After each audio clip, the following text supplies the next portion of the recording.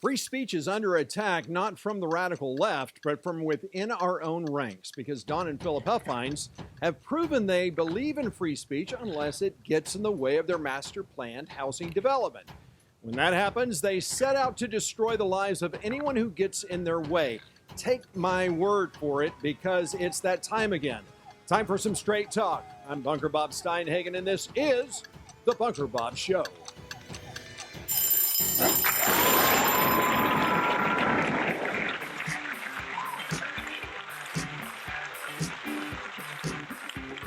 Greetings, thrill seekers, music lovers, conversationalists from across the fruited plains of the great state of Texas.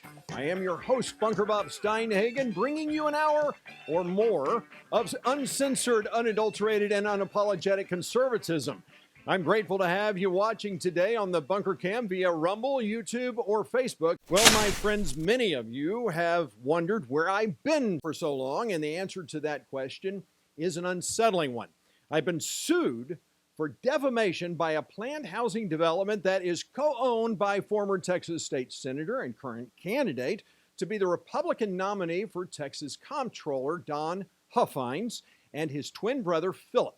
I'm being sued not because I did anything wrong, because as I will prove today, I didn't, but in retaliation for my truthful report that exposed the unlawful actions of the city of McLendon-Chisholm City Council for inviting this developer inside an executive session with the city council, an action that is strictly prohibited by state statute and should invalidate the city's development contract with the Huffines Development Group or Huffines Enterprises, whichever one is in charge of it now.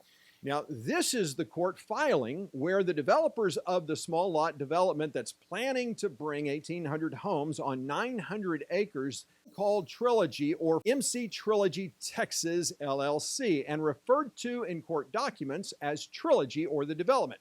But hold on a second. The name of the development is no longer Trilogy. It's been changed to Horizon Lakes. Now, one must assume that the plaintiff would have informed both me and the court about the material change to the case, since you'll soon learn that I'm being sued specifically for defaming Trilogy, not Horizon Lakes. But they didn't. Most notable is they didn't change the name recently, as the posting date about the development on their website highlights that the change came well over a year ago, May 22nd, 2024. But from what I can tell, they have also not changed the legal name of this development, so it remains MC Trilogy Texas LLC. Now, from my point of view, it comes across as another act of bad faith for the plaintiff to file a brief to the appeals court in February of this year, which was more than 10 months after they changed the name of the development, without making any mention of the fact that the development was rebranded Horizon Lakes. Now, as a quick refresher, this 898-acre development is located between FM 549, State Highway 205, and on the north side along FM 550, all of which is southeast of I-30. Now, to give Rockwall County residents some perspective, along 205 is the 509-acre development Sonoma Verde, which is planned for 1,100 homes, while Horizon Lakes is planning for 1,800. The plaintiff, in my case, wants to hide behind the veil of its corporate structure, since MCT, or Horizon Lakes, a limited liability corporation, is quote-unquote a private citizen, and therefore is not the Huffines brothers suing me, but Horizon Lakes. If the Huffines brothers weren't already the face of every development they create, they certainly have been for the Horizon Lakes development. At every turn, the Huffines twins have been front and center banging the drum that Horizon Lakes is owned and operated by them through a bunch of LLCs they created, including Huffines Communities and Huffines Enterprises, among others. But to remove all doubt as to who it is that I'm being sued by, here is the court reporter's record during the hearing on my motion against this suit, where the plaintiff's attorney, Tricky Dick Ilmer, says, "We are here today for my client to respond to his his TCPA motion. Now, who is his client? Well, he answers this question as he cherry picks portions of my show from the transcript, saying, and if you read down about a quarter of the way, he says, Mr. Huffines, that's one of my clients, who owns MCT. So lest there be any doubt about who it is that's suing me, the plaintiff's own attorney stipulates for the record that the Huffines brothers and MCT, or Horizon Lakes, are inexorably linked. So the Huffines brothers used their notoriety to glad hand the McLendon-Chisholm mayor and city council, who were, in my opinion, clearly enamored by the attention they received from these well-known and connected brothers. Perhaps they were hoping to get a cameo on the Tiger King show. Who knows?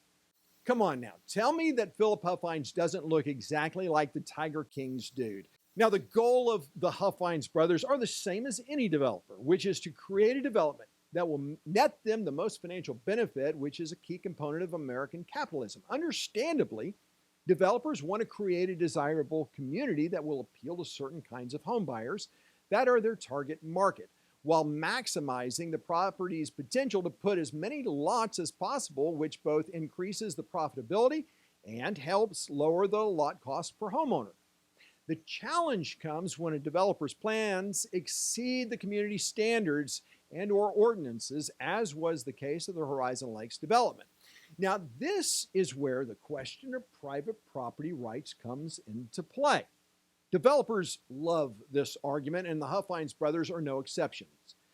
Any free market conservative would embrace the premise of protecting the fundamental liberty of property owners to do what they want on their own property, and I'm no exception. As I stated before, a developer that wants to purchase property to create a development like Horizon Lakes should first understand and respect the local ordinances and restrictions before purchasing the property. It's not difficult to recognize Huffines' fallacy on private property rights, predicated on the notion that municipal ordinances that limit the right of landowners to do what they want on their own property is a fundamental infringement of individual liberty. So if proponents of a city's ability to enforce lot size minimums equates to advocacy for the disenfranchisement of property owners, then any restriction on property owners by a governing body would fall into that same category. You see, when the Huffines twins create a housing development like Horizon Lakes, they formulate regulations that limit the right of homeowners to do what they want on their own property, which are far more prohibitive than any state or city regulation would ever be. Now, just like any ordinance that governs all land inside a city, developer-created restrictions are pre-existing when someone decides to purchase a new home in the development. So if a prospective home buyer doesn't like the restrictions of the development, they don't have to buy it. Just like a developer doesn't have to buy land inside a city that restricts the minimum lot size. However, unlike a city ordinance that can be established or amended by a city council that is elected by citizens, homeowners in a Huffines development are not only unable to negotiate any changes to the restrictions, based on all the governing documents that I've reviewed of other Huffines communities, until at least 80% of the total number of planned homes are sold, the developer has complete control over what homeowners can and cannot do on their own property. Now, as I will show you in the frivolous lawsuit against me, their claim is that they would not have purchased the property unless McLendon-Chisholm City Council complied with all their demands, which I'll highlight later in this show. However, the same kind of opportunity to negotiate terms of development regulations inside a Huffines community is not available to prospective homeowners, which leads us to the Huffines fallacy, which highlights their hypocrisy. Municipal ordinances that limit the right of landowners to do what they want on their own property is a fundamental infringement of individual liberty, but homeowner restrictions established by developers is not. If a majority of those who live in a Huffines community are merely subjects of an autocratic system until they become a supermajority, then that's not liberty. So how is it possible for this developer to convince the city council to approve their development contract when less than a month before they voted to approve it, they approved an updated comprehensive plan with an entirely new vision? That among the 6 things that the city was deeply passionate about was low-density residential development. which is defined as ensuring that new residential development, redevelopment is at least 1 acre lot sizes or a maximum of 1 dwelling unit per acre is very important to us. We do not want McLendon-Chisholm to be overcrowded. So if a minimum 1 acre lot size per home was so important to the mayor and city council, then why did the McLendon-Chisholm City Council bind itself to an annexation agreement for the portion of the development that existed in the ETJ, which is where the contract stipulated that all small lot home sites were planned? Of course, for the Huffines twins, annexation was key to this agreement because it unshackled them from having to provide a fire department. It literally transferred the responsibility to existing McLendon-Chisholm taxpayers with a new unfunded burden. It didn't matter that this planned development hadn't even begun to turn any dirt. The city agreed to a contract that required them to annex it just like it would if the proposed houses had already been built. Just weeks after the development agreement was approved, that portion of the development was annexed into the city.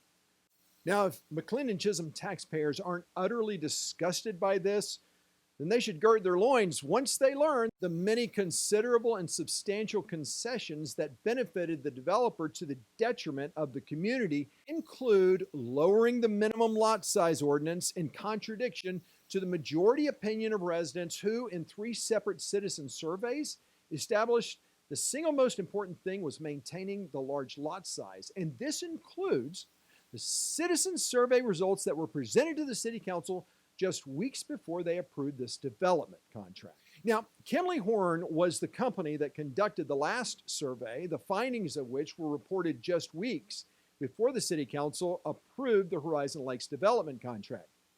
Unlike the 2 previous surveys that allowed only eligible citizens of McLendon-Chisholm to participate, Kimley Horn posted their survey on the McLendon-Chisholm City website where anyone, regardless of where they lived, could respond. This meant that a person living in Toronto, Canada could answer the survey. So what was different about the Kimley Horn survey from the 2 previous ones was that a significant number of those that responded to Kimley Horn survey stated that they wanted a city-owned park.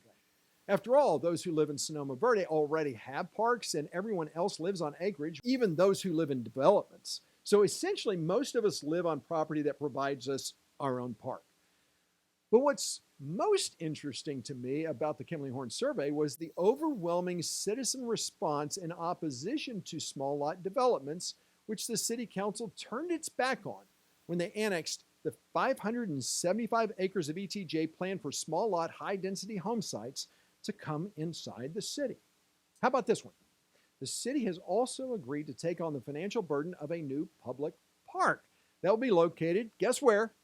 Inside the Horizon Lakes development. Then, of course, is the unfunded burden of a new fire department inside the Horizon Lakes development, which also happens to be located at the very end of the city limits. But I think that the biggest concession of all is one that has already become a lightning rod issue, especially if the city of McLendon-Chisholm ever gets in the water business, which is a clause in the contract, which, as I read it, stipulates that Horizon Lakes cannot be denied water taps for each home upon request, even if there's not enough water to supply existing customers. So if McLendon-Chisholm adds an entirely new bureaucracy to the city by creating a water department, Horizon Lakes will never be denied new water taps, while the more than 500 homes still planned for inside the Sonoma Verde housing development can be.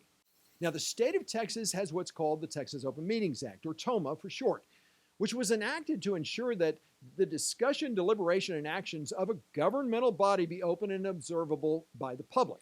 Now, with very few specific exceptions that are written into law, none of which apply here, the act specifically prohibits a quorum of a city council from even gathering together outside of an official open meeting.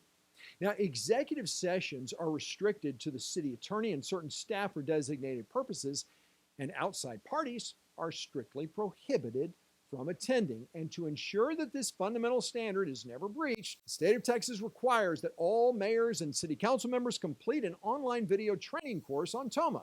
Now, the TOMA guidelines also includes prohibition on 3 or more members gathering outside of an open meeting because that creates what's known as a walking quorum, because they could literally deliberate, work to persuade their colleagues on the council to their side of an issue, and essentially come to a decision without the public being able to observe the discussion and debate. So if for any reason, when a possibility exists where 3 or more members may be in the same place at the same time, like for instance a funeral, TOMA mandates that the city post an announcement of the possible quorum. However, this notice does not give a governmental body the right to assemble together in an environment that shuts the public out. Here's an example of just such a posting that occurred almost 5 years ago. Again, posted on the McLendon-Chisholm City Council website, announcing that the City Council will be going on a bus ride to tour several of the Huffines communities. The tour was hosted and led by, watch this, Don Huffines. Not only is this a walking quorum, in my opinion, it's an actual assembly of the council that is outside the purview of the public, where no invitation to join the bus tour was ever offered. 8 months after the bus tour, Don's brother Philip presents what is supposed to be an introduction of a proposed housing development to the city council, which is the very first time that citizens are made aware of it, as it's the first time this development has been on the city council's agenda. Thank you, Mayor Pro Tem, and thank you, City Council, for your time tonight and for the last 8 or 9 months of your time that we've been working on this project. Horizon Lakes developer is boasting unrepentantly about working together with the city council for 8 or 9 months before citizens are even made aware that a development could be coming. Then it's hard to imagine how that could have been in compliance with TOMA. What was billed as an introduction to the now rebranded Horizon Lakes development was more akin to a timeshare presentation, complete with Philip Huffines filling the role of the slick salesman who was granted extraordinary privileges by the council that's never before been granted to any citizen of McLendon-Chisholm, like walking back and forth in the well of the chamber unbounded by any time constraints, as he delivers not a new concept plan for a housing development, but what is now apparent, to me at least, was a fait accompli development. Philip Huffines wasn't there to introduce his proposed development to the city council, who I now believe had already given their blessings to it. He was there to sell it to the people of McLendon-Chisholm, which was why his back was not to the gallery of the 5 or so citizens that attended the meeting, as would be the case for anyone presenting a new concept to a governing body. His back was to the city council. He used the well of the chamber so that he'd be in frame of the chamber's camera. Well, I'm Philip Huffines, and I'm one of the owners, my brother, of Huffines Communities. And we've been developing master plan communities for about 20 years and been in the real estate business for about 35 years. So 3 weeks after Philip Huffines officially unveiled their Horizon Lakes development, on September 14th, 2021, I attended the McLendon-Chisholm City Council meeting, the very one that I'm showing here. You can clearly see the owner of Horizon Lakes, Philip Huffines, and the development's engineer, who just so happens to also be the former mayor of the city of Heath, Chris Cooney, sitting in the back of the council chambers with another of the development's employees. You can also see a good-looking guy in the front of the chamber. That's me, of course. Now, this is the view from one of the 3 security cameras inside the city council chambers, 2 in the front and this one from the back. The reason that there's no city council seated behind the dais is because they had recessed into the executive session at 7:19 p.m. Now, how did I get this video? Well, it's a matter of public record, where I submitted a public information request from all cameras for all footage from 6 p.m. until 11:30 p.m. Now, while the email you see here that is from the city secretary states that they accumulated all of the video footage that I requested and was ready to pick up, at 7:54 and 49 seconds, the video stops. The footage from all 3 cameras that are inside the council chambers is completely missing from that point until after 10 p.m. So why is that important? Because at 8:16 p.m., these 3 men were called into that executive session. And as the former mayor, I stood utterly gobsmacked at the brazenness of the city's disregard for Texas law. I wrote down the time that they entered the session and waited for over an hour and a half for them to come out. And when they did, I again wrote down the time, which was 9:47 p.m. Now remember that I mentioned that Chris Cooney was the engineer for the development and was the former mayor of the city of Heath. The reason I highlight this fact is that Chris Cooney had been mayor of the city of Heath just months after the open meetings requirement became part of TOMA. Now, all elected officials in the state of Texas must take TOMA training within 90 days after taking office. So this is one developer who can never claim ignorance when it comes to TOMA, especially since Texas law stipulates that violating TOMA can void any decision made by a city council as the result of the violation. Now, the state of Texas also requires a government entity to keep copies of any document or files that were provided through an open records request on file in the event that a claim by a requester stipulates that the request was not met. However, when I requested that the city provide the missing footage, they could not reproduce it. So 2 days later, I filed a formal complaint with the Rockwall County District Attorney's Office via the county's website portal, where I provided details of the violation and disclosed that I had submitted an open records request with the city for all video footage from inside the council chamber. On February 24th, 2023, the courts determined that the city of McLendon-Chisholm did indeed violate TOMA by allowing the developer into an executive session. Here is a video that I captured 4 days after the court made its TOMA ruling, which shows the then city administrator admitting to me that allowing outside parties into executive sessions was still common practice for them. Watch this. City attorney about it. About allowing the developer to go behind closed doors. Anyone can go there. Anyone can go back there as long as they're invited to help the decision-making process or understanding the process for the elected officials who are going to vote on it. So anyone can go in an executive session so long as they're there to help. If the elected officials feel like they can make a better decision in whatever they're doing, they can invite people back to help them understand in an executive session. In an executive session. Oh, all right. Talk to Mr. to the city attorney about it. Michael Holla? Yeah, that's where I got my information. So. Okay. So now that I've laid out my claims against this development and their developers, it's now time to present you with every word from all 4 pages of their claim against me. MC Trilogy Texas LLC is the legal entity that's suing me, but I'll continue to refer to it by its rebranded name, Horizon Lakes. So Horizon Lakes sued not the Bunker Bob Show, but me personally for what I said on 2 of my shows.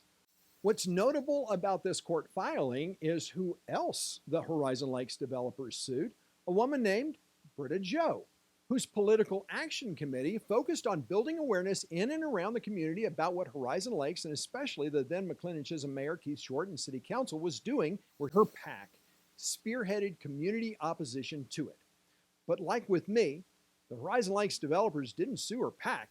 They sued her personally, a single mom of 4 young children, a woman who dared to speak out against this development, whose developers care so little about our community and our children that they moved a sexual deviant who had been charged with an act of indecency with a child onto the Horizon Lakes property. All this so that in violation of Texas law, he would establish residency, making him the single voter who would approve the developer's municipal utility district, or MUD, in a special election. It's also important to note that Rockwall County is suing these developers because it's supposed to be a violation of Texas state law to move someone onto a property for the sole purpose of voting in an election to approve a MUD. Keep in mind that while both of these lawsuits were filed on the same day, November 3rd, 2023, filed by the same lawyer, Richard Tricky Dick Hilmer, what I think demonstrates the underhanded and deceitful nature of the plaintiff is where they filed these lawsuits.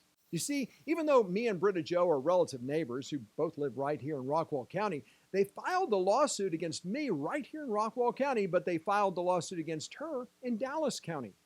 I contend that the reason these 2 lawsuits, which are eerily similar to one another, as I will demonstrate, were filed in 2 separate county courts because Tricky Dick didn't want one court to see them both together, because then they would immediately be recognized for what they are: slap lawsuits, which stands for Strategic Lawsuit Against Public Participation. SLAPP suits are legally meritless suits designed from their inception to intimidate, harass opposition into silence. The goal of a SLAPP suit is to stop citizens from exercising their constitutional right to speak freely and to punish them for having done so.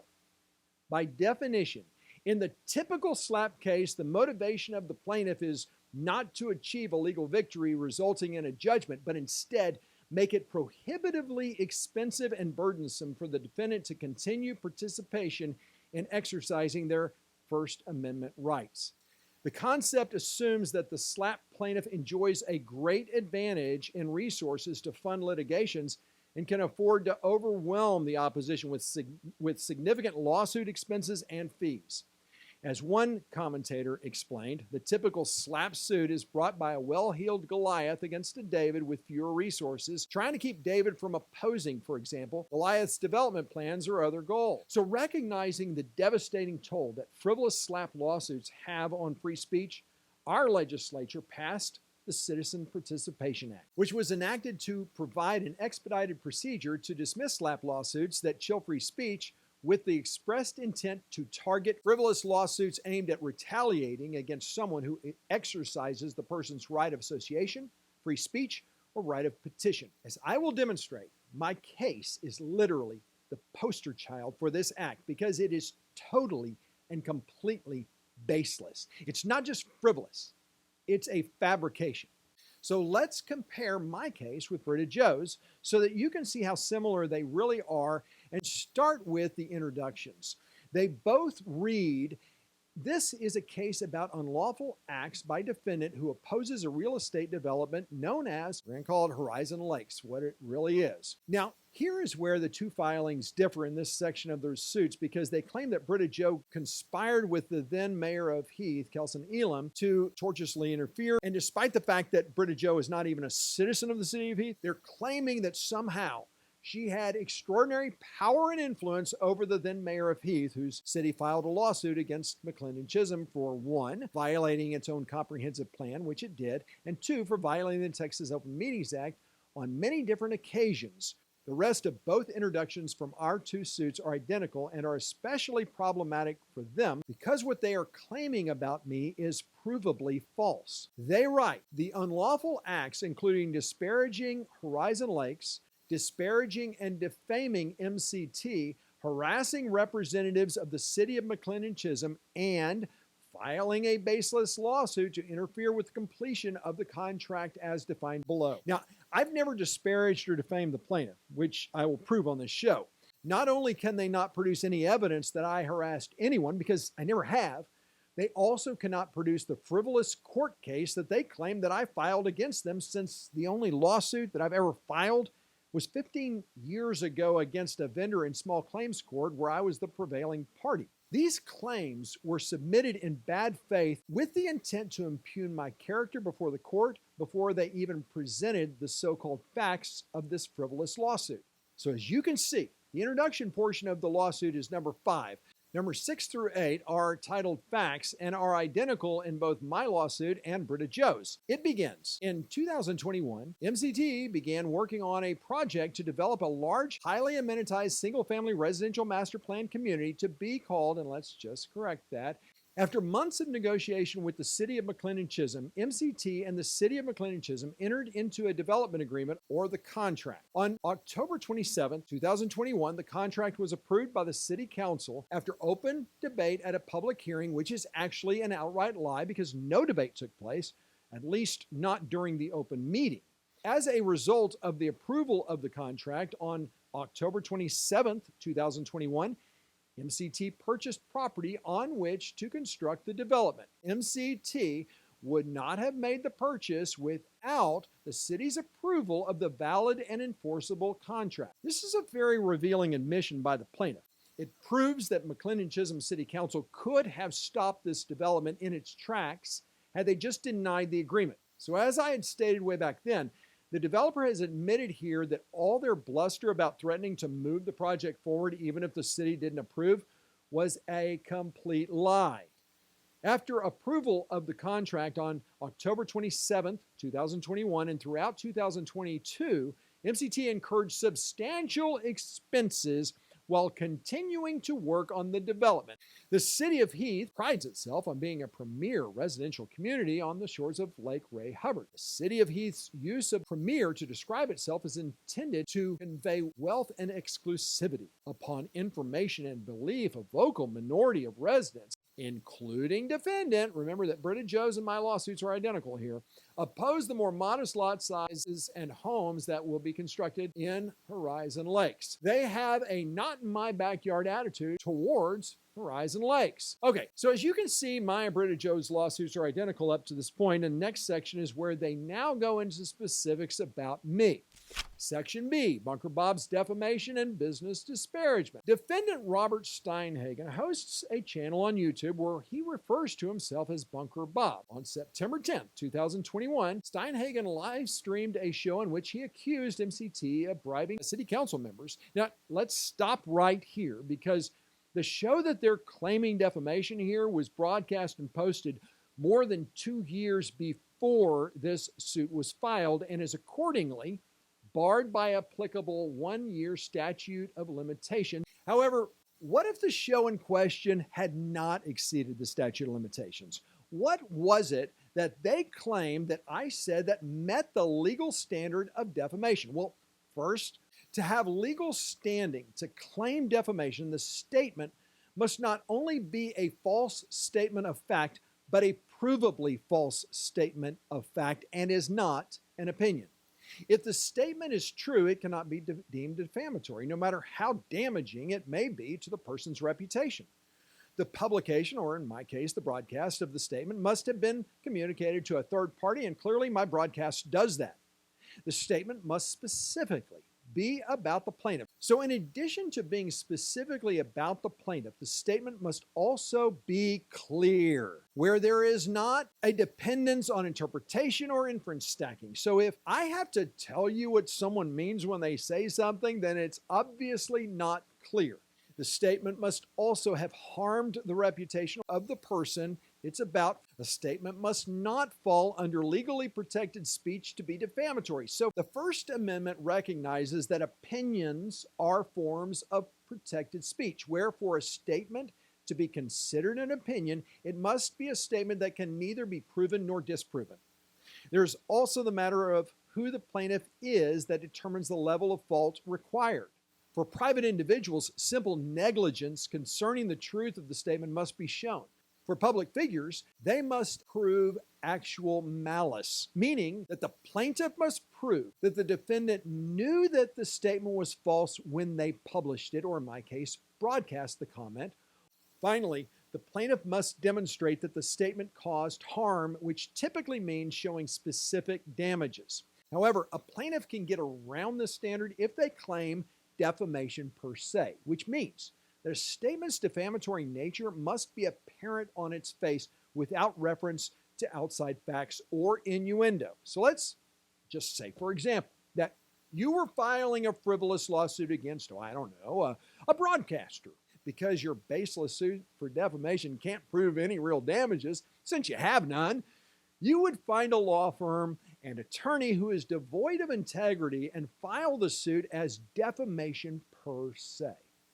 That way, you avoid having the burden of proving damages, which would have stopped your suit dead in its tracks. But only if, and that's key here, that you met not some, but all of the other elements of a defamation claim. So let's see if their claim of defamation from the first show meets all of these elements.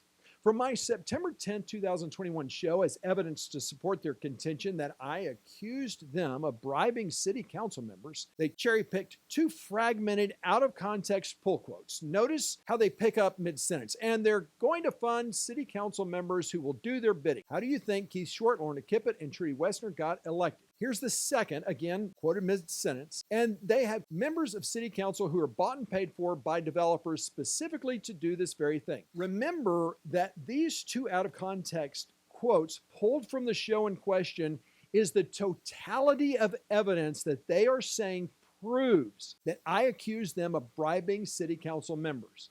To be defamatory, comments must be clear about what it is that is being said, and specifically about the plaintiff. And as you can see, left independent of context, as presented here, there can be multiple interpretations made, and there is nothing that provides any clue, much less any specificity about who it is that I'm talking about, especially since I'm referring to developers, plural. So are either of the cherry-picked statements that they present as evidence provably false, which remember is just one of the elements necessary to have legal standing of defamation? Well, no. So this fallacious claim fails on this element alone, but let's test other elements of defamation. Are the comments specifically about the plaintiff?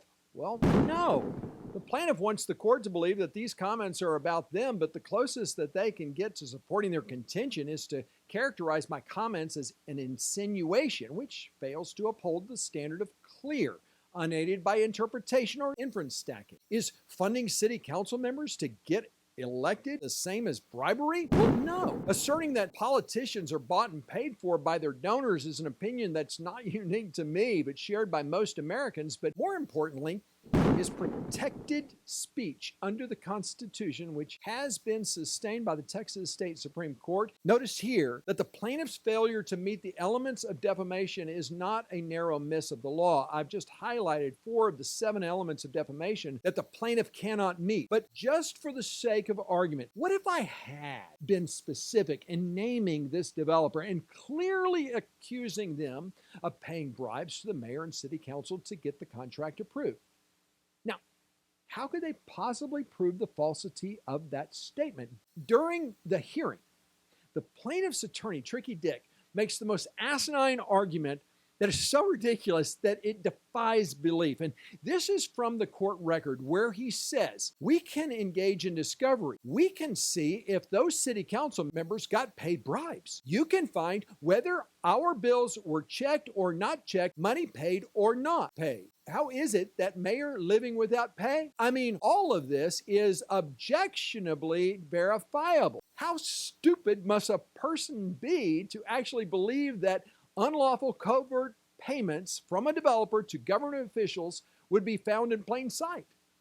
I also want to say here that back when I was talking about this on the show, I hadn't actually thought that this developer paid out bribes. I just looked at the fact that the political action committee that orchestrated smear campaigns against me during the election filed no financial disclosure statements, so that there was no way to trace where the money was coming from, which is why the PAC was fined by the state of Texas $4,000 for it. So all this time, I had thought that it was probably funded by those who were trying to develop the 4,000 acres that D.R. Horton now owns. It had never crossed my mind that it could have been the Huffines brothers, especially since the city council hadn't yet approved the contract. So for the plaintiff to draw focus to themselves regarding my comments reflects the line from Shakespeare's Hamlet, "The lady doth protest too much, methinks." To bring comments from a show that aren't even in reference to them, but that far exceeded the statute of limitations, does nothing more than invite unsolicited interests and speculation better akin to a Freudian slip. I am now convinced that the Huffines brothers made illegal under-the-table payments to government officials of McLendon-Chisholm in exchange for their votes of approval on the development contract. But of course, I'm only expressing my opinion. I'd love to know what you think in the comments of this show. Why do you think the City Council approved development contract without discussion or debate in an open forum when just weeks prior to their approval, they made the unanimous public proclamation that being a large lot community is very important to us? But more importantly, why did the Huffines twins have such a visceral response to the comments in that show if they had actually never bribed anyone? But let's continue exposing more frivolous claims from this lawsuit, which can be found under the next item, number 11, where they make 2 claims of defamation from my January 23rd, 2023 show, and I'll take them in turn. First, they claim that I accused them of destroying public records. To support this claim, they again start mid-sentence, quote, "and that public record, that information somehow disappeared." Okay. This one sentence is the only piece of evidence they present to support their claim that I accused them of destroying public records. That's it. So is it clear from this one sentence about what I am referring? And is there anything specific about who it is I'm referring? All right, so let's watch this portion of my show, but I'm going to play it in context so that you can see for yourself who I actually accuse of destroying public documents that the plaintiff's attorney underhandedly and with malice leaves out. Should there be an investigation should the district attorney of Rockwall County call for an investigation? Absolutely, she should, but she won't. Because again, as I said before, she's complicit. It is my belief that she contacted the attorney for the city of McLendon-Chisholm and had them destroy evidence. Let me say that again. It is my belief that I can say for a fact that the city of McLendon-Chisholm did destroy key evidence. But it is my belief that the only reason they did that is because I alerted the district attorney. I made a complaint, and in that complaint detailed the evidence that I was seeking. And it was a matter of open records, a public record. And that public record, that information somehow disappeared. So now, watching my comments in context, a fourth grader can see how bankrupt of integrity the plaintiffs claim that I accuse them of destroying public records. This complete fabrication of the truth demonstrates why the plaintiff's attorney, Tricky Dick Ilmer, isn't just representing his client. He's advancing fabrications of the truth that he knows are untrue. It's impossible to watch this show in context and conclude that I'm accusing his client of destroying public documents. And it's further evidence, along with his assertion that I filed a lawsuit against his client that he, of all people, would know or for a fact wasn't true, the provably false accusation that I harassed city representatives, as well as the lie he advanced stipulating that I'm part of a vocal minority when there's not a single piece of empirical evidence to substantiate that claim in the face of overwhelming evidence that does exist to the contrary. All of that demonstrates that this attorney will make any assertion, baseless or not, unbounded by the silly oath that Texas attorneys must take that includes a commitment to conduct themselves with integrity, which I suspect is never enforced by the Texas State Bar, a literal assembly of proverbial foxes guarding the hen house scenario. But more about this scumbag of an attorney and his law firm later. Their second false claim of defamation from this show is that I supposedly accuse them of being willing to murder those who oppose the development. You'll see for yourself that I never say that, but even if I had, how can one prove the falsity of such statement? Well, the answer is you can't. Do I believe that Don and Philip Huffines and anyone associated with the Horizon Lakes development are capable of murder? Of course I do. Simply because I believe that anyone is capable of murder, including me. See, that's because I'm a Christian. And because I am informed by God's word, which establishes the foundational truth about man, which is that there are none who does good, not even one, as Psalm 14:3 establishes. Romans 3:10-12 affirms that there are none righteous, not one, that no one does good, not even one. The Bible refers to falling short of God's perfection, sin.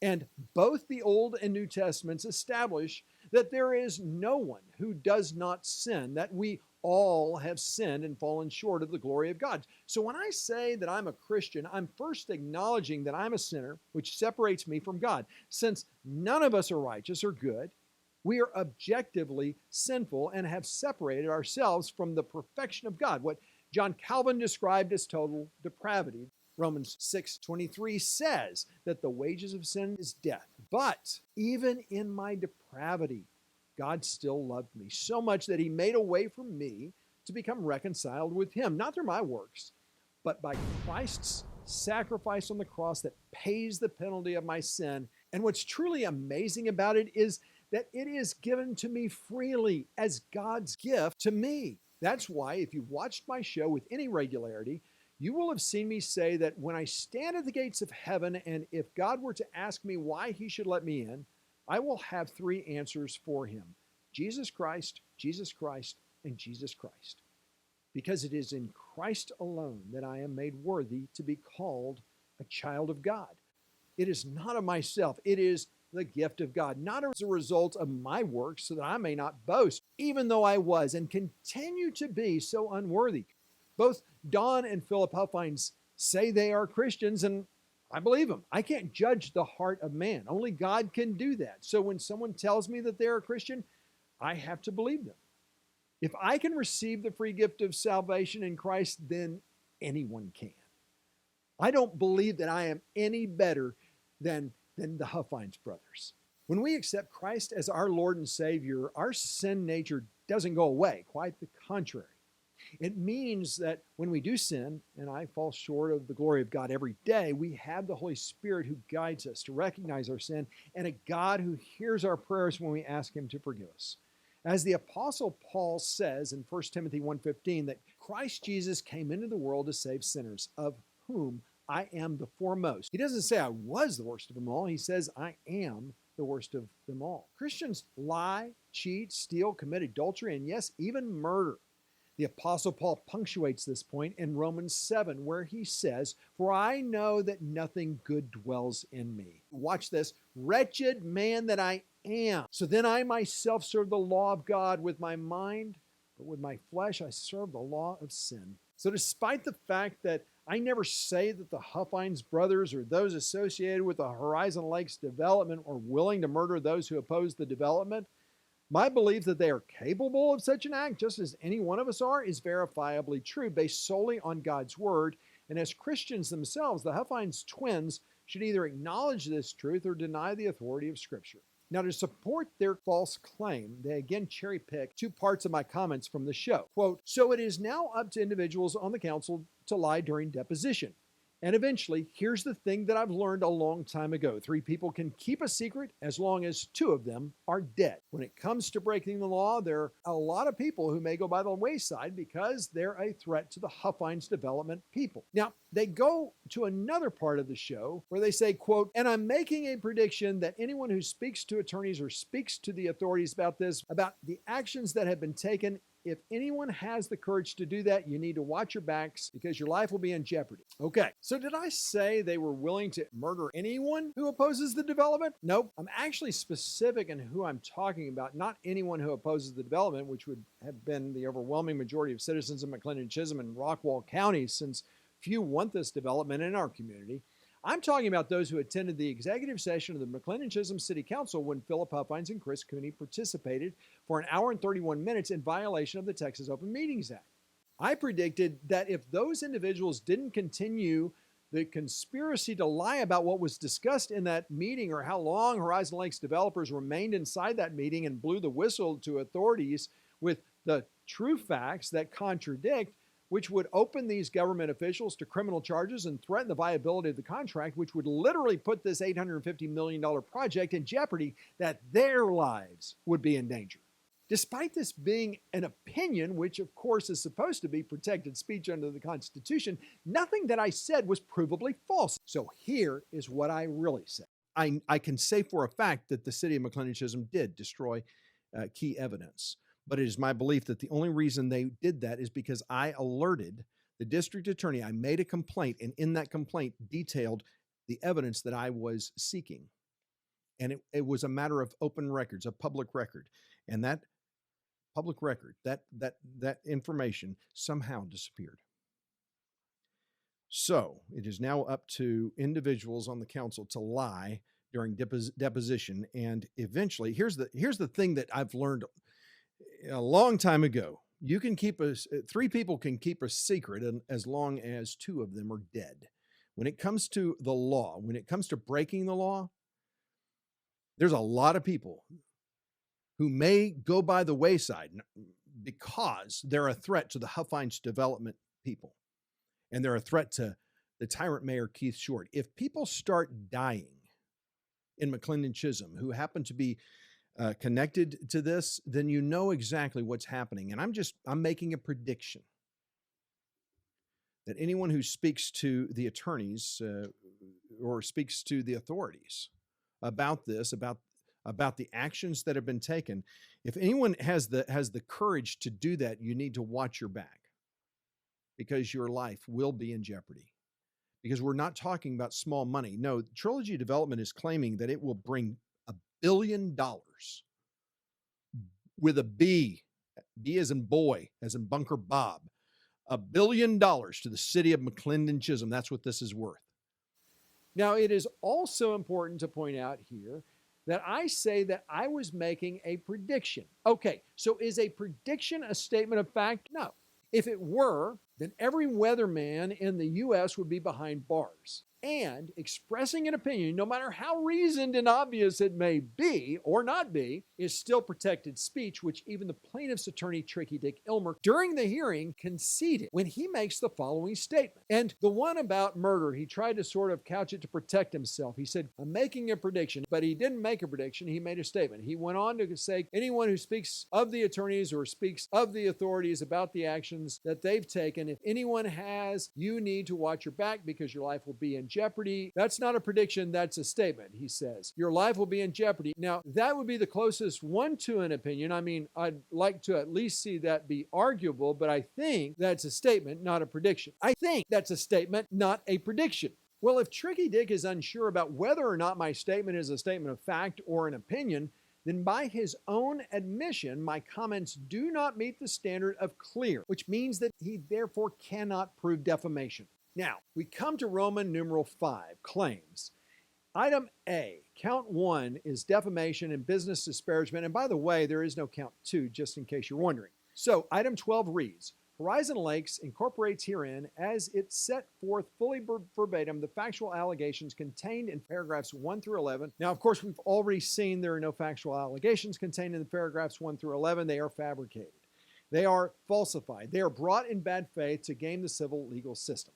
Number 13, with malice. And remember, malice requires that it be able to prove that not only what I said about them was false, but that I knew that the comments were false when I made the comment. Well, back to the hearing on my TCPA motion, the plaintiff's attorney, Tricky Dick Ilmer, actually eliminates the possibility of proving malice when he says, quote, now, there's no question in my mind that Mr. Steinhagen believes the things he says, and I don't question his passion or beliefs. But you can't say things that are false and defamatory. Now, this proves two things. First, they can't prove malice, because if they concede that I believe everything I say on my show, and I do, then it would be impossible for them to prove that I knew that what I was saying was untrue when I said it. The second thing it proves is that you don't have to be smart to pass the Texas State Bar exam, as Tricky Dick has demonstrated. So the plaintiff tries to back away from the claim of malice in their response to my TCPA motion to dismiss for two reasons. Since they can't prove malice, they argue that the plaintiff is a private citizen, since Horizon Lakes, or MCT, is a limited liability corporation and is therefore considered a person, so that all they need to do is prove that I acted negligently in making the allegedly false statements. The irony of this is that either malice or negligence, it doesn't matter, because they can't prove defamation at all. The second reason is because they can't prove damages, since they have none. And they need to create the impression that my statement constitutes defamation per se. Now understand, I'm also being sued for business disparagement, and there is no such thing as business disparagement per se. So no matter how you look at it, they have to prove damages, but they can't. Now, returning to the claim with malice, Steinhagen published false statements of fact about Horizon Lakes that were defamatory. Ironic, wouldn't you say, since they are the ones who actually published provably false statements of fact about me in this lawsuit? The statements tended to harm the reputation of the plaintiff and deterred others from wanting to associate or deal with the plaintiff, which of course is unsubstantiated because it is one great big lie.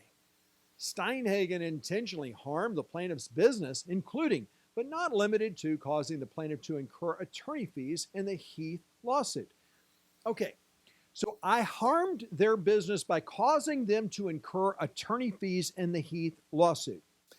The only problem with that claim is that the city of Heath did not include my TOMA violation that I reported to the Rockwall County District Attorney. In fact, they weren't even aware of that TOMA violation until the following year, when my January 23rd, 2023 broadcast, which is the second for which I'm being frivolously sued, where, among other things, I truthfully reported about the Toma violation regarding the developer's hour-and-a-half meeting with the city council behind closed doors. Now, on February 7, 2023, the city of Heath amends its suit to include the Toma violation that I reported on my January 23rd show, where I also provide them with a signed and sworn affidavit of the facts. 2 weeks after amending their suit, the court ruled that allowing third parties in executive sessions is patently illegal, in direct contradiction to the argument made by the McLendon-Chisholm City Attorney Michael Holla, claiming that it was perfectly legal.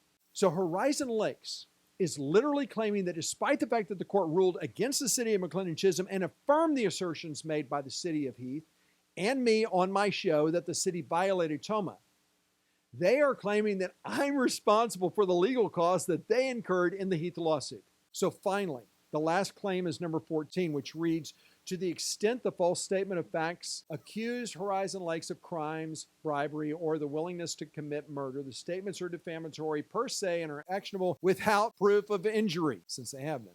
I'm going to run through the timeline of all the events I've shared here to provide perspective on the chain of events that brings us here today, which all started on December 15th, 2020, when the Horizon Lakes co-owner Don Huffines takes McLendon-Chisholm mayor and city council on a bus tour of developments created by the Huffines communities, which I contend violates the Texas Open Meetings Act. More than 7 months after that, on July 24th, 2021, Don Huffines makes his first guest appearance on the Bunker Bob Show.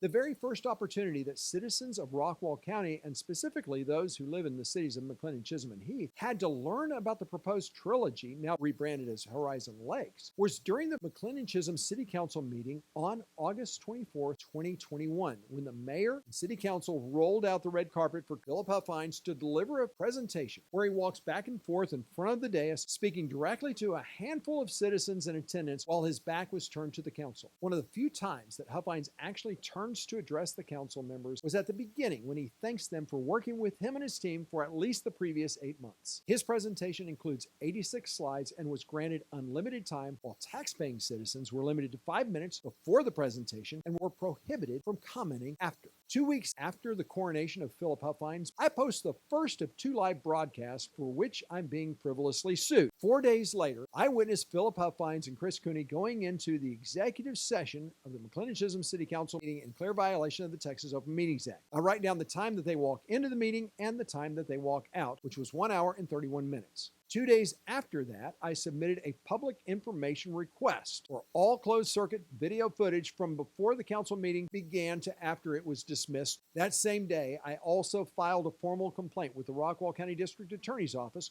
where I detailed the violation of Toma that I witnessed and also disclosed my open records request for the video footage. The DA never replied to my complaint and took no action, not even a request of the Sheriff's Department to investigate. 10 days after my request, I received the video footage from the city, missing the footage just before and after Philip Huffines Chris Cooney went into and came out of the executive session. Conveniently for them, the city was unable to recover the missing files. On the 29th, during the McLendon-Chisholm City Council meeting, Kimberly Horn presents findings from a citizen survey which reaffirmed 2 previous citizen surveys that expressed overwhelming opposition to small lot developments. That same night, the council adopted and updated the comprehensive plan, which, in its vision statement, emphasized the city's passion for low-density residential development. Less than a month after that, on October 27th, absent any deliberation or discussion in open session, the City Council approves the development agreement for Horizon Lakes, which, following its execution, required the city to annex that portion of the property that was in its ETJ, which the developer had designated for small lot homes. The agreement also required McLendon-Chisholm taxpayers to provide fire services to the entire development with no responsibility on the developer, and also required McLendon-Chisholm taxpayers to carry the burden of a city park inside the development that few, if any, outside the development will ever use. In the span of 2 months, the city of McLendon-Chisholm introduced and approved the largest development in the city's history without the city council engaging in actual public deliberation or debate in an open session. Almost 4 months following that approval, Don Huffines makes his second appearance on my show. 4 months after that, he makes his third guest appearance on my show. So a year after my September 10th broadcast, the statute of limitations went into effect. Then on September 13th, the city of Heath sues the city of McLendon-Chisholm for approving a development agreement with the Horizon Lakes developers in violation of its comprehensive plan and for violating the Texas Open Meetings Act, which did not include the TOMA violation that I reported to the Rockwall County District Attorney. The second of the two broadcasts for which I am being frivolously sued was broadcast live and posted on January 23rd, 2023, where, among other things, I truthfully reported about the TOMA violation regarding the developer's hour-and-a-half meeting with the City Council behind closed doors. On February 7th of 2023, the City of Heath amends its suit to include the TOMA violation that I reported on my January 23rd show, where I also provide them with a signed and sworn affidavit of the facts. 2 weeks after amending their suit, on February 24th, the court agreed and determined that the City of McLendon-Chisholm had indeed violated the Texas Open Meetings Act when it allowed Philip Huffines and Chris Cooney into its executive session, regardless of the length of time they attended, which also gave the City of Heath legal standing in its suit against the City of McLendon-Chisholm. Just 4 days after that ruling, I recorded Conrad Hildebrand, the McLendon-Chisholm city administrator, stating that it was common practice for the City Council to allow outside parties into executive sessions and argued that, according to the city attorney, doing so was perfectly legal. So more than 10 months after my January 23rd broadcast, and over 8 months after the court determined that the city had violated TOMA, the co-owners of Horizon Lakes, Don and Philip Huffines, unleashed the law firm of Husch-Blackwell on me and a single mom of 4 young children, Britta Jo, a separate but eerily similar suits, both of which are to me slap lawsuits, not against my show or her PAC, but against us personally. Then on January 9th of 2024, I received a discovery request for information that is completely immaterial to the case. Just look at what they are demanding that I produce. Copies and or details of all communications, and by communications, they mean any phone call, text message, email, letter, note, any communication. But they are demanding that I provide copies and or details of all communications that I have had about Horizon Lakes with the following people. Britta Jo, you remember her, right?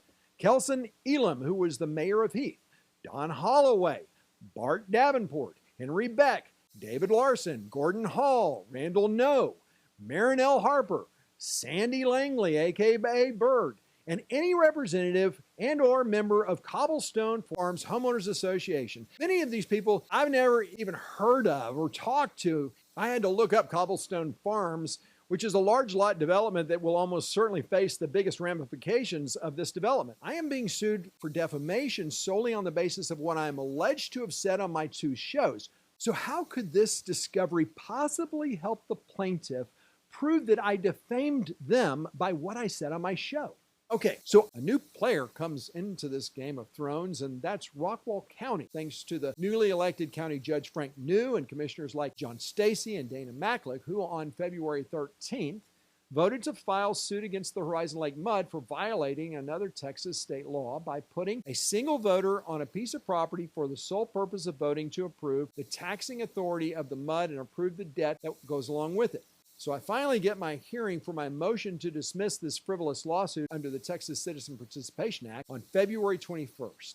The judge in this case neither asked any questions of either party, nor had he read the written submissions by either party in advance of the hearing, since he admitted that he hadn't reviewed the transcript of my show before the hearing. The plaintiff's attorney, Tricky Dick Ilmer, spent his time doing what any attorney that is unfettered by facts or the truth does: cherry-pick out of context quotes from my transcript, most all of which were unrelated to his client or this case. That had the judge actually read the transcript of the show as he claimed he would following the hearing, but clearly did not, there is no possible way he could have concluded that any defamation on my part had occurred. So on March 5th, the judge emailed his decision that the first broadcast was barred by statute of limitation, but my motion to dismiss under the TCPA was denied without further comment. This is the email, which includes no explanation to establish the basis of his ruling. But there's a bigger problem with this ruling, which was not only that it was a forwarded email absent court letterhead, but it was unsigned, which the appeals court determined was a failure of the district court to rule, which resulted in the motion being what's called denied by matter of law. But with this so-called ruling, 9 days later, On March 19th, I filed an appeal, which is a guaranteed right established by the TCPA. It was shortly after that I learned that TCPA cases are rarely dismissed by district courts and almost always go to the appeals court, regardless how baseless or frivolous the case, which exposes a fatal flaw in the law, since the legal cost to appeal is significantly higher and monumentally more time-consuming than getting a dismissal in the district court. Then on March 28, 9 days after I filed my appeal, Tricky Dick Ilmer files a cross appeal, challenging the statute of limitation, which leaves no doubt about the slap nature of the lawsuit, which, as I continue to assert, was never about winning the case on merits, but to extend it out as long as possible to make it mentally, emotionally, and financially exhausting on me in hopes of breaking my spirit and forcing me to cry uncle. Before they could file their brief on their cross appeal, the court had to determine if the statute of limitation ruling was even appealable. So how long do you think it would take for the appeals court to determine if the cross appeal was even appealable, especially since TCPA cases are supposed to be granted accelerated status? 2 or 3 weeks? 2 or 3 months? How about 8 months? That's right. On December 31st, the appeals court denies Horizon Lake's ability to file cross appeal. So right there, Tricky Dick Ilmer extended his lawsuit another 8 months just by throwing a legal wrench in the system. However, one remarkable development occurred while I sat waiting for the court to decide the appealability of Tricky Dick's cross appeal, and that is that on November 7th, they dropped their case against Britta Joe. Court documents show that the case was withdrawn without prejudice, which means that they reserved the right to sue her again for the same bogus allegations. Now, I contend that just as with my case, they could never have won because it was frivolous and filed to retaliate against her for trying to protect her family and community. I then came upon a legal filing that should cause the most dedicated Huffines apologist pause when the Huffines brothers bring Royce West of West & Associates into the legal team targeting this single mom of 4. West isn't just an attorney.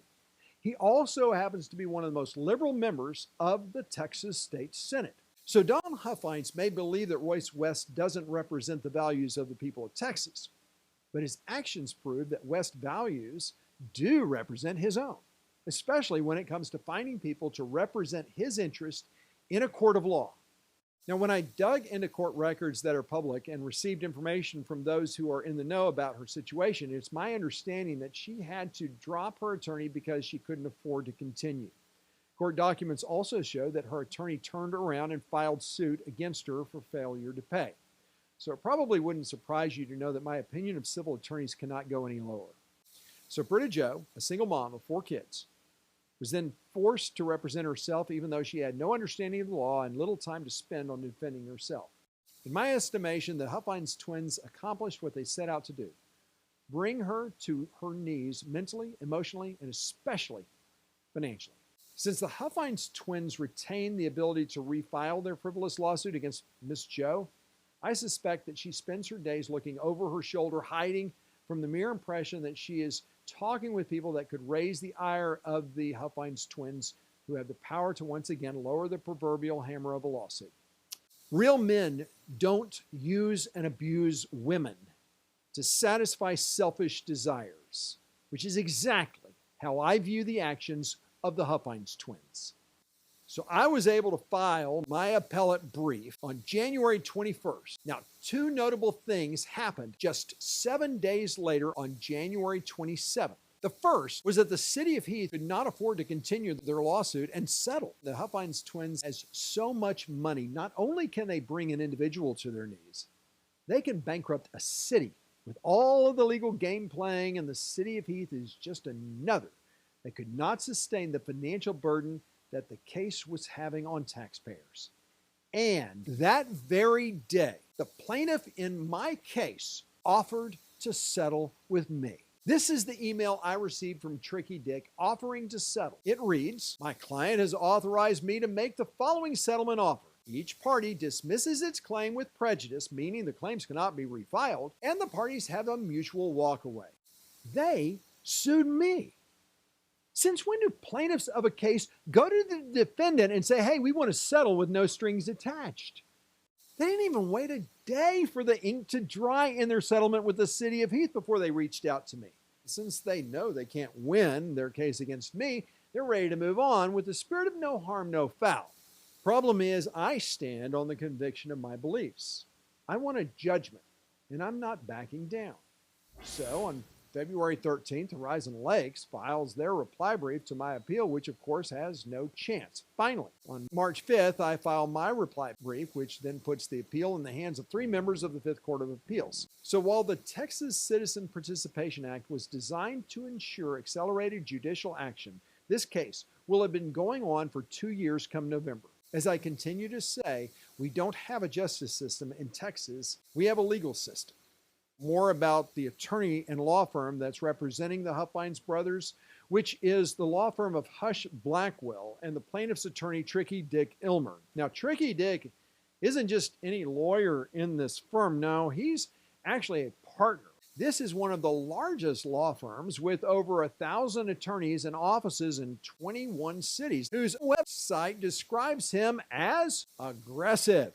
I invite you to discover all that this law firm offers by visiting their website for yourself. And I've even included a link to it where you'll learn about how the law firm is all about working smarter through power of personal relationships and collective creativity. Plus, as an added bonus, the Husch-Blackwell's 2023 Diversity, Equity, and Inclusion Impact Report, which proudly boasts its mission to integrate DEI into every aspect of everything they do. This beautifully designed report, which by the way utilizes a similar color scheme to Don Huffines' campaign for comptroller, I mean, weird, right? But the report details the law firm's commitment to DEI and uses colorful and inviting graphs to show how important diversity is to the law firm, especially to the alphabet soup LGBTQ plus groups. This includes a spotlight on their partnership with I'm from Driftwood, an online story archive for the alphabet soup community to share life experiences for 6 of the firm's queer colleagues. The report highlights the firm's 2024 commitments, which includes continuing to host a biennial diversity summit where they bring together attorneys with underrepresented race, ethnicity, alphabet soup, veteran, and disability identities. By the way, what is a veteran identity? I mean, if I go by the DEI playbook, then I must assume that it's people who have never served in the military but may identify like as a Navy SEAL. Now, before you think that the law firm of Husch-Blackwell is just giving lip service to DEI, no. The report details how they focus their attention on meeting and exceeding business standards set by groups that include the Human Rights Campaign. They also boast about achieving both Mansfield Certification Plus and a Corporate Equality Index score of 100. The report states that Husch-Blackwell takes particular pride in exceeding the standards set for gender-affirming healthcare for their employees and their, watch this, dependents. So committed to DEI, this law firm includes 7 employees who are dedicated to ensuring that they fulfill their mission of DEI. Now, of course, Horizon Lakes co-owner Don Huffines is running for the Republican nomination for comptroller, where he claims to want to exterminate DEI in government, boasting a proven record of fighting radical DEI and gender ideology in state government, and declares that he will root out DEI programs to ensure that taxpayer money will not be spent on discriminatory principles of DEI. So the Huffines twins have chosen Husch-Blackwell to represent not just their Horizon Lakes development, but other companies they own as well. Remember that DEI is prominent in Husch-Blackwell's mission. And as a partner of this firm, Tricky Dick Ilmer, who the Huffines brothers have delegated to represent their interest, is the flag bearer. Until this lawsuit, I had been a full-throated supporter of Don Huffines because his positions on virtually every issue mirrored my own. We also both shared a passion for the Republican Party platform, and of all states, Texas is hands down the most conservative. That's why I am not at all surprised when I see endorsements from other notable conservatives like Senator Ted Cruz and the late Charlie Kirk. In fact, had I been told that Don Huffines was not the man he claimed to be, I would have balked at the notion and been altogether skeptical with any evidence that was put in front of me, especially since, as a state senator, he was one of the most conservative of all. So I take no issue with any conservative who endorses Don Huffines for comptroller, since everything he claims to stand for are the same things that I too support. However, what this lawsuit has taught me is that while Don Huffines and I may hold to the same set of beliefs as they relate to government, he is not a man of conviction. The late beloved Dallas Theological Seminary professor, Dr. Howard Hendricks, best defined the difference when he said that a belief is something you will argue about, while a conviction is something you'll die for. While Don Huffines may express his belief in the very same principles of conservatism as me, his actions prove that he will not stand on the conviction of those beliefs, especially if doing so would get in the way of his ability to accumulate money or power, which is why it's no surprise to me that he's running for a position where he will have the power to control all of the state's money. To further demonstrate the difference between belief and conviction, between Bunker Bob Steinhagen and Don Huffines, I hold to the conviction that the Republican Party best reflects my values and beliefs based on our party platform and in light of the Democrat platform, which stands in direct contradiction to those values. Therefore, I could not and have never supported anyone running as a Democrat, and accordingly, should Don Huffines be the Republican nominee for Texas Comptroller, not only will I vote for him, I will publicly endorse him. Just as I know that his challenger for the Republican nomination, Christy Craddock, will do if she should fall short of winning the nomination. Now, to those who may scoff at my commitment to a party over person, who say they vote for the person and not the party, I remind them, as a Christian, I hold to the conviction that there are none righteous, none good, not even one. That's why I vote Republican, and so should you. Finally, I'm sure that many of you have suspected, and I guess it's time to confirm, that I have acted pro se in this lawsuit. In other words, I'm representing myself. Now, of course, every attorney will tell you that a man who represents himself in a court of law has a fool for a client. However, in civil cases like this, I have found that attorneys don't really care about winning a case. They just want to come to some kind of resolution, which typically means a settlement that seldom brings justice to the aggrieved party, but makes the attorney the real winner. So while I never imagined that I'd end up defending myself, I'm truly thankful that it worked out this way, because I've learned a lot about the law, how the legal system works, and best of all, I'm unencumbered by an attorney who has to play by some ridiculous standards of backward ethics, which basically means that my own attorney, had I hired one, would show deference to the opposing attorney, no matter how big of a scumbag he is. For instance, remember that settlement offer that I received in an email from Tricky Dick? I never responded to it, but 8 days later, I received the following email from Tricky Dick where, as you can see, he highlights the offer from his original email. So in the follow-up email, he writes, Mr. Steinhagen, following up to make sure you received the settlement offer highlighted below. Please let me know if you received it. If you received it, I would be grateful if you would please advise whether you accept or reject the offer. He would be grateful if I would respond. He would be grateful? I'm quite confident that had I been represented by an attorney in this case, they would have jumped at this offer despite the fact that I'd be out of pocket for at least $100,000 by this point. But my lawyer gets paid because he brought the case to a resolution.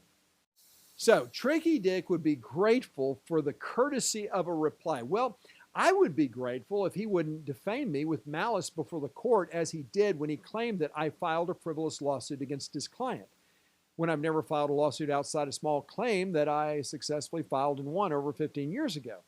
That I harassed representatives of the city when, for that to be true, some kind of formal complaint with a governing agency would have had to have been filed against me, which of course no such complaint exists because I've never harassed anyone in my life. Or his portrayal of my opposition to small lot developments in our community as being part of a splinter group of not my backyard antagonizers. All three assertions, by the way, that I address and refute not only in my original answer to the original filing of this case, but also was my opening argument in my appeal brief, which I presented as examples of what constitutes the legal standards of malicious defamation, and where Tricky Dick made no attempt to amend, defend, correct those completely fabricated assertions made against me. I would be grateful if he didn't game the civil legal system and make a living by playing mercenary for deep-pocketed clients who are hell-bent to terrorize and destroy innocent people's lives. My hope is that my commitment to persevering through this nightmare may prevent other innocent people from having to go through the same ordeal. Not only did the Huffines brothers engage in civil lawfare against me in retaliation for and to stop me from exercising my constitutional right of free speech, they intended to destroy my life and livelihood, to ruin me financially, because this suit is just a game to them, with little to risk since Texas courts have never applied the TCPA as it was intended, to sanction a plaintiff acting in bad faith sufficient to deter them from doing it again.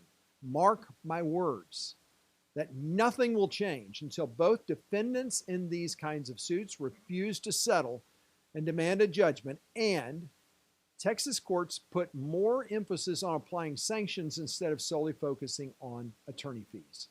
The facts and truth are on my side, which is why I have decided to come back on the air and start doing my show again on a more regular basis. I'm no longer going to give the Huffines twins the satisfaction of stomping out my constitutional free speech rights. I have a renewed confidence to stand on the conviction that free speech is granted by God, protected by the Constitution, and should never be threatened by deep-pocketed moral reprobates like the Huffines twins and their soulless attorney. As I said, this is a hill on which I am willing to die, and I hope that you will follow and support me as I go back to bringing truth to light, fighting fake news, exposing government corruption, and demonstrating what conservatives who stand on the conviction of their beliefs can do to ensure freedom and liberty for all. So, until next time, I'm Bunker Bob Steinhagen wishing you blessings.